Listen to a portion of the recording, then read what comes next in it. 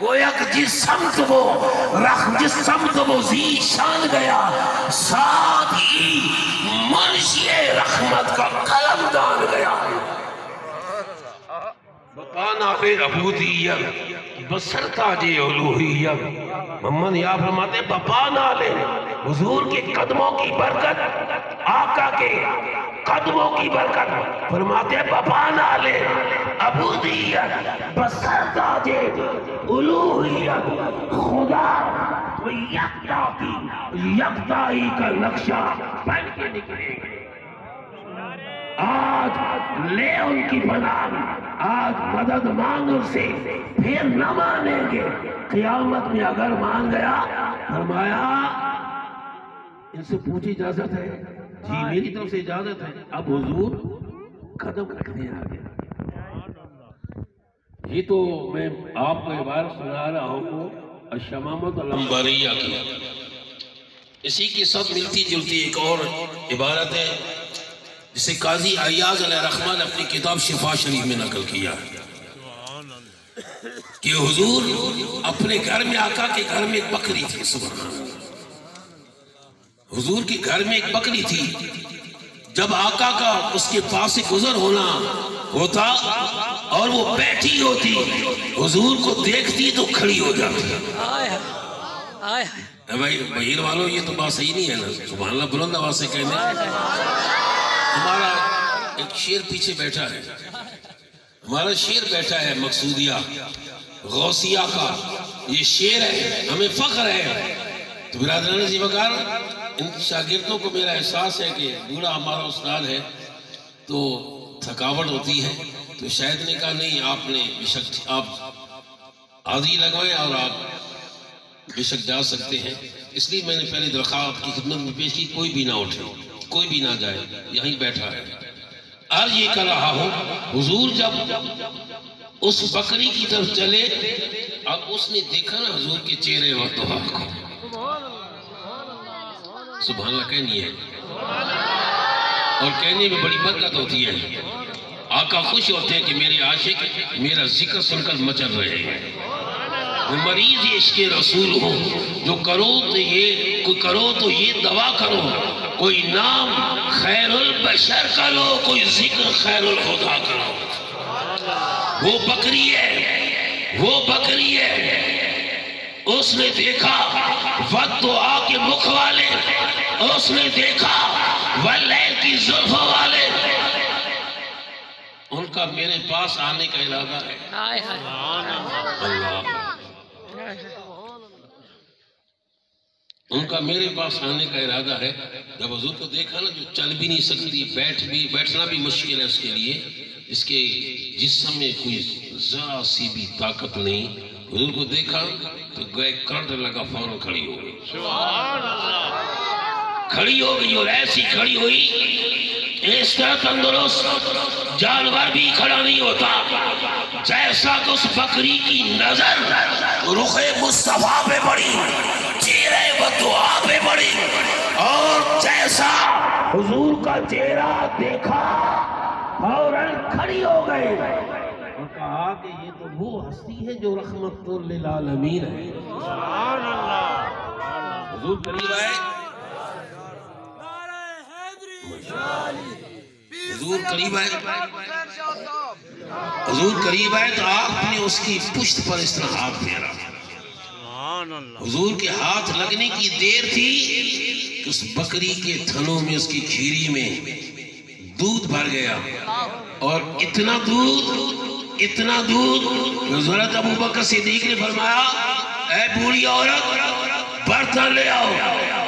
اس کو چھوٹا سا برتن لے آئی ہوگی، جب آپ نے دعا وہ بھر گیا، پھر آپ نے اور منگوایا، وہ لے آئے تو وہ بھی بھر گیا۔ کیوں نہ بھرے؟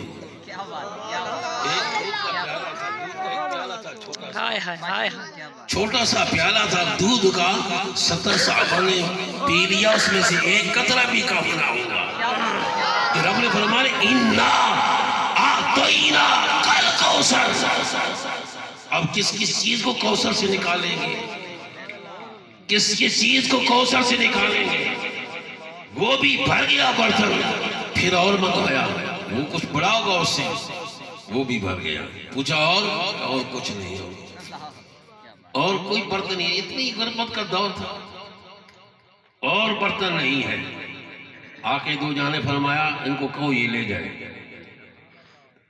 وہ لے گئے۔ میرے استاذی المحترم حضور ضیاء النبی شریف کے اندر اس منظر کو بڑے عجیب انداز میں لکھتے ہیں، لمبا وقت ہے، لمبی بات ہے، کیسے اس نے حضور کی آنکھ کا ذکر کیا، کیسے اس جنگل کی رہنے والی عورت نے حضور کی پیشانی کا ذکر کیا، کیسے اس جنگل کے اندر رہنے والی اس بوڑھی عورت نے حضور کے ہاتھ کا، آپ کے سراپے کا اور آپ کی گفتار کا، جو بولتے ہیں تو بولتے کیسے ہیں، چلتے ہیں تو چال کیسی ہے، دیکھتے ہیں تو دیکھنے کا انداز کیسا ہے، ان کی قامت نہیں قیامت ہے، شور معاشر کو ہم نے دیکھا۔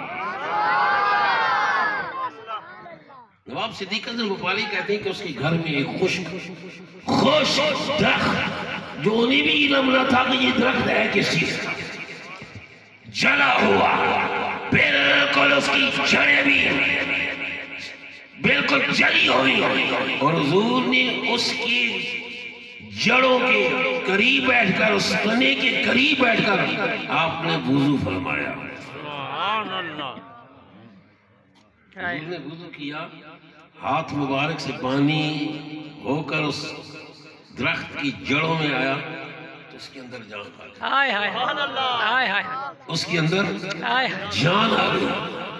اب وہ صرف جان ہی نہیں، اب وہ تنا اس کے اندر سے شاخیں پھوٹنے لگی، صرف شاخیں ہی نہیں، نواب صدیق حسن بھوپالی لکھتے ہیں کہ اسی لمحے پتے بھی آنے لگے، صرف پتے ہی نہیں بلکہ اس کے اوپر پھل بھی آ گیا، اور پھل پتوں کے اندر نواب صدیق حسن لکھتے ہیں یہ رب نے خصوصیت رکھ دی کہ اگر کوئی بیمار جانور کو ایک پتا کھلایا جاتا تو وہ جانور تندرست ہو جاتا، اگر اس کا پھل کوئی انسان کھاتا تو لا علاج بیماری کا وہ مریض وہ بھی صحت یاب ہو جاتا،